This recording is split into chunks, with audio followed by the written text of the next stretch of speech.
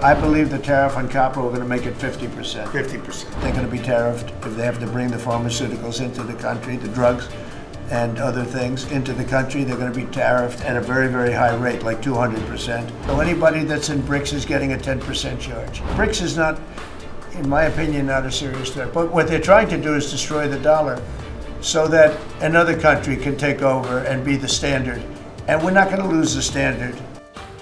U.S. President Donald Trump on Tuesday, July 8th, dropped a fresh round of economic firepower, announcing new tariffs targeting imported copper and expanding duties on BRICS nations. Speaking during a cabinet meeting, Trump revealed a steep 50% tariff on imported copper, calling it the next step in his administration's aggressive trade agenda.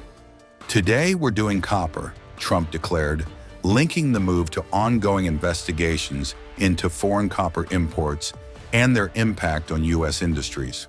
We're going to be announcing pharmaceuticals, chips, and various couple of other things, big ones. We did steel, as you know, they're 50%. We did aluminum, 50%. Lumber just came out. Why don't you announce copper? And we did cars. And now, today we're doing copper. What would that tariff be on? The section tariff? I believe the tariff on copper, we're going to make it 50%. 50%.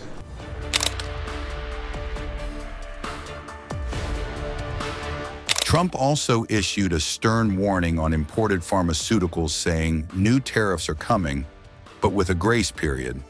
The administration plans to give companies up to a year and a half to shift operations back to the U.S. before the new duties kick in. They're going to be tariffed at a very, very high rate, like 200%, Trump said, adding that the goal is to rebuild domestic drug manufacturing and reduce reliance on foreign supply chains. We'll be announcing something very soon on pharmaceuticals.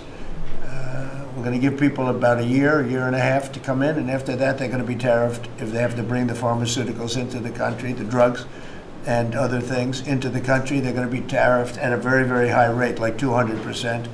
We'll give them a certain period of time to get their act together. But they were all here, now they all left. They went to other places because we allowed, people that sat in this room allowed it to happen.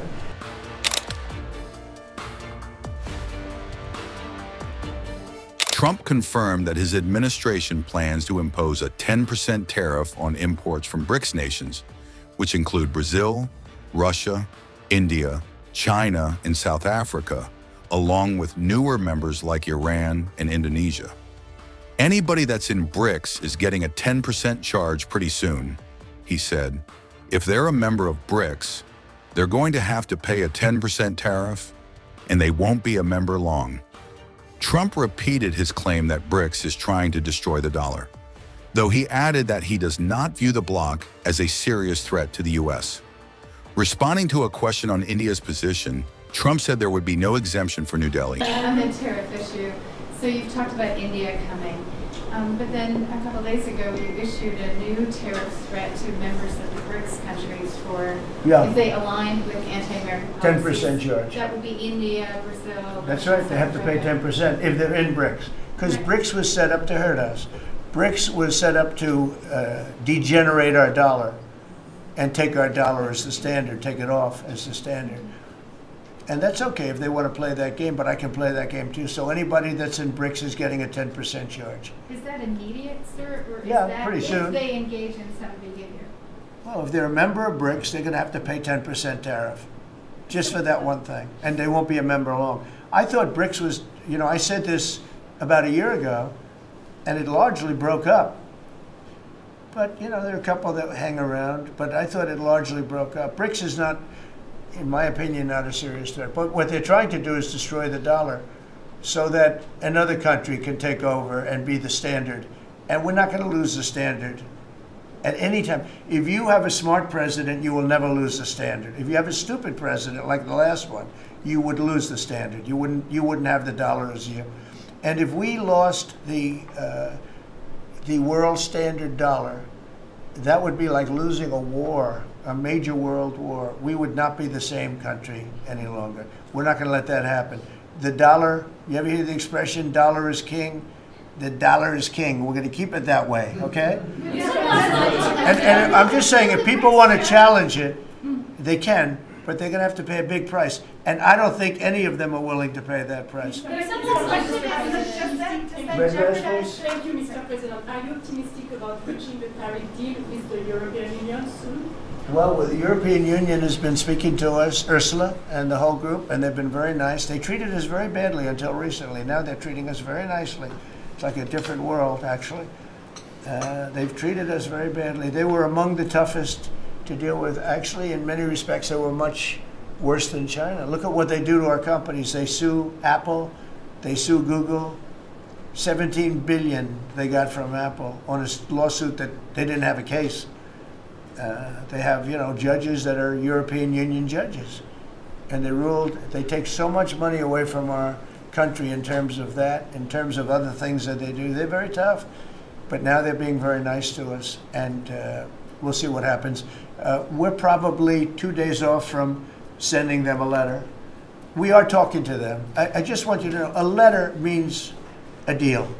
A lot of people said, we got 200 countries. We can't meet with 200 countries. We have a few trusted people that know what they're doing, that are doing a good job, but you can't do it. You have to do it in a more general way, but it's a very good way. It's a better way. It's a more powerful way. And we sent them a letter. You read the letter. I think it was well crafted. And mostly it's just a little number in there. You'll pay 25%, 35%. We have some at 60, 70. Those are ones with massive, where we have massive trade deficits because they've treated us very badly. But I would say in every case, I'm treating them better than they treated us over the years. Don't you agree with that? I do. I could have done much. I could have been much harsher. I don't want to do that. We want to have relationships, but in every case, they treated us far worse than I'm treating them. I'm treating them very good. I could go higher with the tariffs, but I don't want to hurt them. That's why when you just read it, you come up with the number. It's so incredible that prices are actually going down. Just so you know, when I got in, everyone said, "Oh, eggs are going through the roof." That was the first. I was in for about 4 days, and they started screaming at me about eggs. I said, "That's Biden's problem." I didn't know about eggs, but eggs went up about 5 times. You did a fantastic job, and we ended up shortly getting. In fact, for Easter, they said, "Go out and buy plastic eggs. You can't use real eggs." Well, we bought 200,000 eggs for the White House for the Easter egg hunt that we have at the White House, and there were eggs. We had the price down, and now the price is lower than it was before. We did a good job with eggs, but we did a good job with groceries. Our prices are down in this country. A big part of it's oil. The oil, you had a couple of places last week. You had $1.99 for oil, for gasoline. Nobody thought they'd see that. I want to get it lower if I can, but we've done a good job. You've done a very good job. Do you want to say a couple of words about that, you and Chris, about what's happening with energy?